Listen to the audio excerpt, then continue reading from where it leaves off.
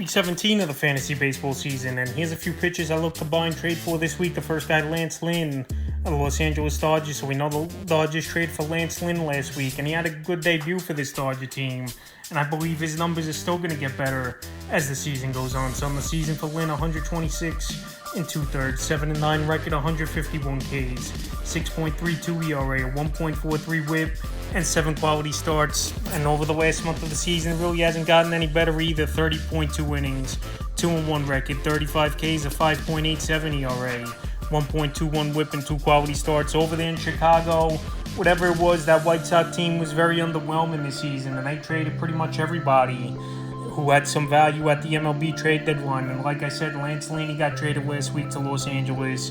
And his debut, he had a great outing, no doubt about it, even though it was the Oakland Athletics. So we got to see it versus obviously a better team, which his next outing most likely will be at the San Diego Padres. So the last few games here for Lynn, July 21st at the Rangers, 6 2/3. Got the loss, 8 hits, 6 runs, 3 walks, 6 Ks. July 26th versus the Blue Jays, 4 2/3, 7 hit runs, 2 walks, 5 Ks. And August 1st versus Oakland, 7 innings, got the win. 5 hits, 3 runs, a walk, 7 Ks, a quality start. So right here, Lance Lynn, he pitched a good game. But like I said, it was the Oakland Athletics, but I still think he'll be a big piece down the stretch here for this Los Angeles Dodger for whatever reason, because obviously he's going to have a good offense backing him. Obviously, it brings rejuvenation after a bad situation over there in Chicago where it was just a bad season and everything was underwhelming. So right now, while Lynn has one good start under his belt, this is a time to go buy him, because if he could put a couple together, then his value is going to skyrocket. And if he is on your waiver wire, pick him up, but he's only available in 27% of fantasy leagues. Next pitcher is his teammate Julio Urias of the Los Angeles Dodgers. So we know it's a contract season here for Urias.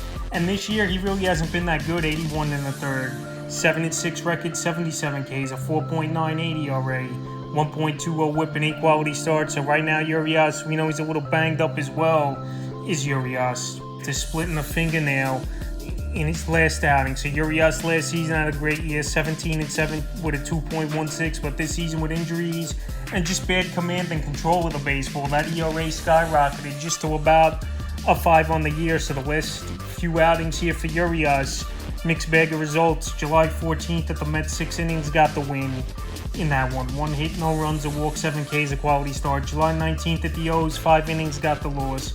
8 hits, 8 runs, 2 walks, 2 Ks. And July 25th versus the Blue Jays, 6 innings, no decision. 8 hits, 3 runs, 2 walks, 5 Ks, a quality start. So he had one great outing, another outing he got shelled, and then a mid-outing on July 25th. So right now, he's going to have a good outing coming up versus the Oakland Athletics. We know they're the worst team in the league here is this Oakland team. So right now, Urias, I would go on board and try to get him before you keep that start here today, if you can, for fantasy owners. Because like I said, this guy's got upside. Obviously, last season was a great year for him, even though this season it's not translating.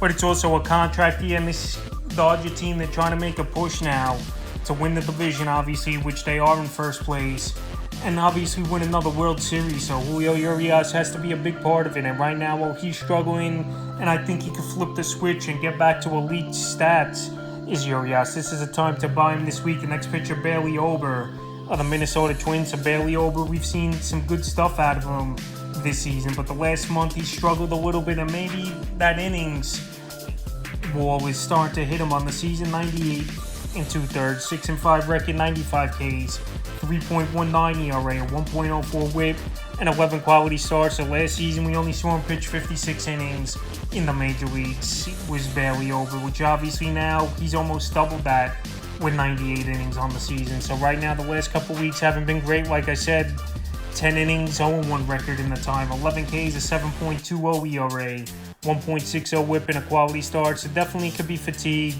here with Bailey Ober, or it could be the league seeing him a little bit more now. Obviously, where there wasn't much tape on Ober over the last couple seasons, since he's pretty new in the league. So the last few outings for him, July 18th at the Mariners, 6 innings, got the win. 7 hits, 3 runs, 5 Ks, a quality start. July 23rd versus the White Sox, 6 innings, no decision, 5 hits, 2 runs, 6 Ks, a quality start. And July 29th at Kansas City, he got rocked in that one. So after a bad Kansas City team where he got hit good in that ball game, it's a perfect time, I believe, fantasy owners to go out there and buy him low. And I know his next outing's tomorrow versus a good Diamondback offense. But I think Ober could turn things around, and he's been solid for the majority of the season. So in that game, the 29th at Kansas City, 4 innings, got the loss. 11 hits, 6 runs, 5 Ks. So right now, that one bad outing alone could have left a sour taste in some fantasy owners' mouth. And right now, I would definitely go out there and try to get Ober because he's pitching good this season. He pitches in a weak division, second off over there in the AL Central, where there's not many great hitting teams or really that good teams at all in that division. So right now, I think Ober could turn it around after that one bad outing. And it was a fluky type of thing versus the Kansas City Royal team, the worst teams in the league. But right now, I would go out there and buy Ober this week because he's been pretty much great the whole season compared to what you thought he would do. And he's contributed as one of the better pitchers in fantasy, believe it or not, this season. The next pitcher is Jack Flaherty, newly acquired of the Baltimore Orioles. So Jack Flaherty, it was an up and down year for him in St. Louis. And another team just like the White Sox that I mentioned early in the video. This Cardinal team was a team with expectations, and on paper they had a good team, but it just didn't translate on the field. And we know Flaherty's a former ace of the staff over there in St. Louis. On the season, 109 2/3, 7-6 record, 106 Ks, a 4.43 ERA, 1.55 WHIP, and 7 quality starts on the season. In the last month of the season, he's definitely improved a little bit. Is Flaherty 23 2/3, 2-1 record, 22 Ks, 3.80 ERA, a 1.52 WHIP, and 2 quality starts. So he'll make his debut actually here today for this Baltimore Orioles team, and we'll see if he could go out there and pitch a good ball game. Is Jack Flaherty. He had a pretty solid Toronto Blue Jay offense. So the last few games for Flaherty, July 16th versus the Marlins, 6 innings, got the win, 3 hits, 3 runs, 3 walks, 7 Ks, a quality start. July 21st at Tampa, 6 innings, got the loss, 8 hits, 4 runs, a walk, 6 Ks. And July 26th at the Phillies, 5 innings in that one, no decision. 8 hits, 3 runs, 2 walks, 4 Ks. So right now, Flaherty, mixed bag of results like I mentioned.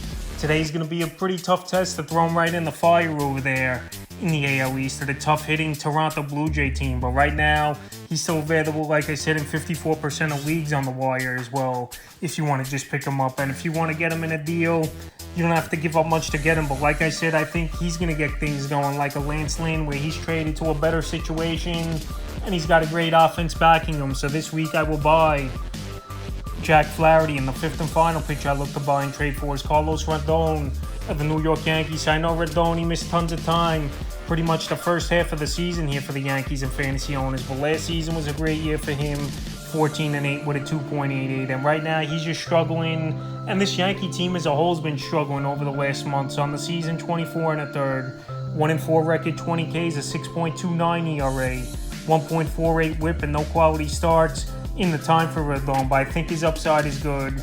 This is like a mini spring training to him, obviously, a little bit. I know he had a bunch of rehab starts in the minor leagues, but right now he's still working his way into shape, and it might take him to mid-August or September to get things going, but I think Rodon's better than this. And another thing is, right now, after those bad outings over the last few games here, you could easily buy him on a big discount, in my opinion, is Carlos Rodon. And like I said, if this Yankee team could flip the switch and Rodon could get going, he could pay big dividends for fantasy owners in the next few weeks here and help you possibly win a title. July 19th at the Angels, 4 1/3.